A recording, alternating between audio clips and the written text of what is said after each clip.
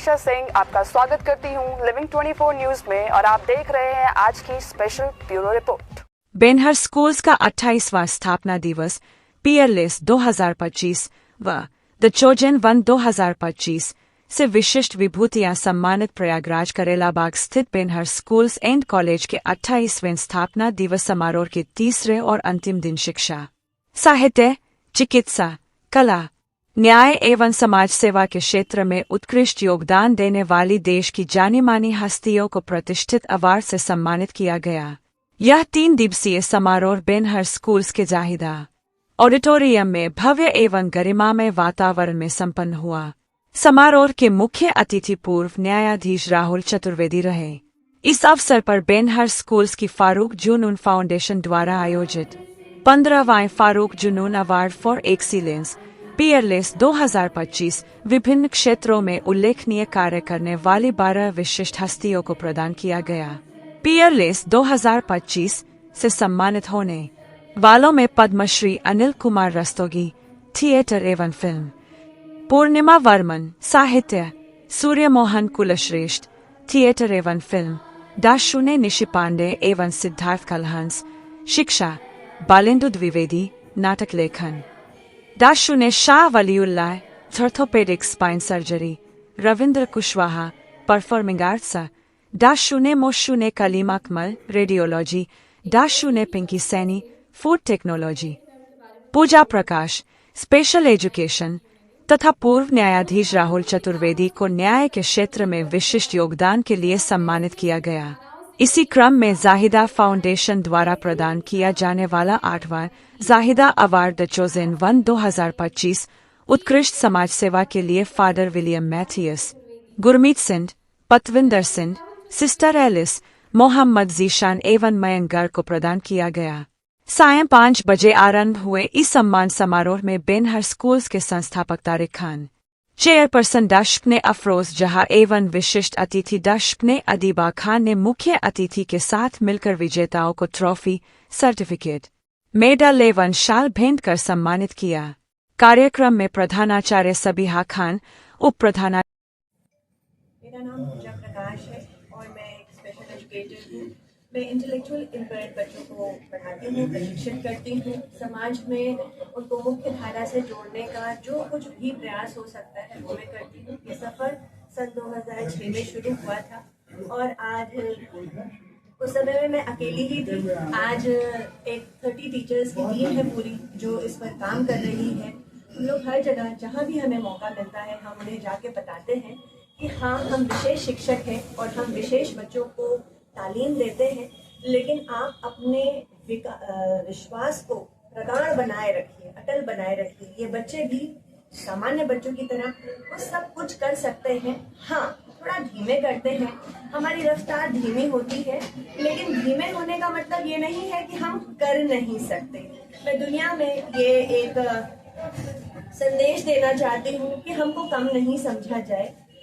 जी हाँ, ये जरूरी है और ये समझने की बात है कि ईश्वर ने हमें कुछ चैलेंजेस के साथ, कुछ परेशानियों के साथ, कुछ कठिनाइयों के साथ जरूर जन्म दिया है, लेकिन हिम्मत करने वालों की कभी हार नहीं होती। ऐसा मैंने कई साल बचपन में अपने पिताजी से सुना है। तो मुझे ऐसा लगता है कि जब हम इंटेलेक्चुअल इम्पेयरमेंट के क्षेत्र में, मानसिक विकलांगता के क्षेत्र में, ऑटिज्म के क्षेत्र में, डिसलेक्सिया के क्षेत्र में, ऐसे तमाम तरीके की डिसेबिलिटीज़ के इस क्षेत्र में जब हम काम करते हैं तो हमें धैर्य, साहस का बहुत परिचय खुद देना पड़ता है और अपने बच्चों पर ये विश्वास जताना पड़ता है, क्योंकि ये विश्वास ही होता है जो हमें बच्चों को आगे ले जाने में सहायक। मैम, क्या गार्जियंस को आप एजुकेट कर किसी भी बच्चे को प्रशिक्षित करने का पहला सफर और पहला कदम उसके ही माता पिता होते हैं। क्योंकि देखिए, जब हम ये बच्चा जब दुनिया में आता है तो सबसे ज्यादा तकलीफ जो सबसे ज्यादा होती है, सबसे पहले जिसको होती है, वो बच्चों के माता पिता होते हैं। क्योंकि आपने नहीं प्लान किया होता है कि आपके घर में एक स्पेशल बच्चा पैदा हो जाए। अब वो पैदा हो गया है तो सबसे ज्यादा हिम्मत और साहस अगर हमें किसी को देना होता है तो बच्चे के माता पिता को देना होता है। ये विश्वास जताना होता है कि वो कर सकते हैं। इसके साथ साथ हम स्कूलों में जाके टीचर्स को भी प्रशिक्षित करते हैं। हर कोई जो खुली बाहों से हमारी दुनिया में आना चाहता है हम माह मसार के जाते हैं, खुशियां देते हैं, लेते हैं और उन्हें प्रशिक्षण। मैम आपका सर्वे क्या बोलता है, बच्चे इम्प्रूव हुए हैं? सर देखिए, ऑटिज्म को 3 साल के बाद हम लेबल आउट करते हैं। ऐसे कई बच्चे जो अर्ली इंटरवेंशन लेते हैं उनके बेहतर हो जाने के बहुत सारे एविडेंस साइंस के पास आज रिसर्च स्टडीज के तौर पे हमारे पास उपलब्ध हैं। तो अगर हमारे पास कोई एक ऐसा बच्चा है, हमारे इर्द गिर्द कोई ऐसा बच्चा है जो स्पेशल है, जो जिसकी सबसे पहली पहचान होती है कि जब वो 2 साल का होता है और वो बोल नहीं पा रहा होता है और हम अपने घर के नजदीकी बाल रोग विशेषज्ञ पीडियाट्रिशियन के पास लेके जाते हैं, तो ये हम उनका कर्तव्य बनता है कि नहीं ये बोल नहीं पा रहा है, नहीं से कुछ ज्यादा है, हम इसका असेसमेंट कराएं और अर्ली इंटरवेंशन कराएं। जब वो अर्ली इंटरवेंशन कराएंगे, इंटरव्यू लेने के लिए मैम के सेंटर पर जाएंगे। ठीक है, थैंक यू। अवार्ड बात में जानते हैं क्योंकि मैंने हिंदी की पहली वेब मैगजीन अभिव्यक्ति शुरू की थी 1996 में। तो इस तरह से जैसे कि आप देखते होंगे अंग्रेजी साहित्य में पूरी दुनिया है, लेकिन हिंदी साहित्य में पूरी दुनिया भी रची जा रही है, ऐसा हिंदुस्तान में लोगों को नहीं मालूम था। इस पत्रिका के प्रकाशित होने से पूरी दुनिया का हिंदी साहित्य एक जगह आ गया और लोगों को ये पता चला कि दुनिया का हर कोना हिंदी साहित्य में भी है। और इस तरह से अभी कुछ सालों से, करीब 5-7 सालों से हर विश्वविद्यालय में प्रवासी साहित्य का एक अलग पेपर होता है हिंदी में। तो ये सबसे बड़ी उपलब्धि है। इसके अलावा मैं लिखती भी हूँ, लगभग सभी विधाओं में लिखा है, उपन्यास छोड़कर। मैडम, आज के समय में डिजिटल का दौर है, तो इसमें आप साहित्य को कैसे देखती हैं? साहित्य देखिए प्रमुख धारा है जी। तो साहित्य को अगर आपको पूरी दुनिया में पहुंचाना है तो ये डिजिटल दुनिया बहुत ही जरूरी है, उसमें जाना जरूरी है हिंदी साहित्य को। और युवाओं को साहित्य से नई पीढ़ी को जोड़ने के लिए क्या संदेश रहेगा?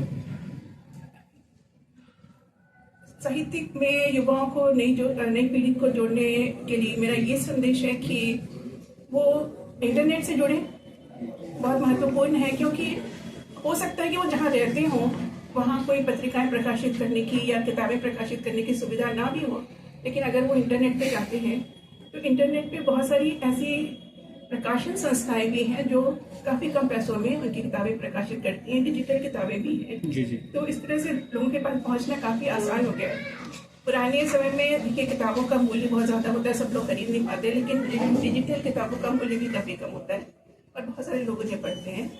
तो सब लोग अपनी रुचि का लिख भी सकते हैं और पढ़ भी सकते हैं। Thank you. मेरा नाम पूजा प्रकाश है और मैं एक स्पेशल एजुकेटर हूँ। मैं मानसिक मंदिर बच्चों को आज के समय में एक 4-4.5 घंटे में लाया। Oh my God, sorry. मेरा नाम पूजा प्रकाश है और मैं स्पेशल एजुकेटर हूँ।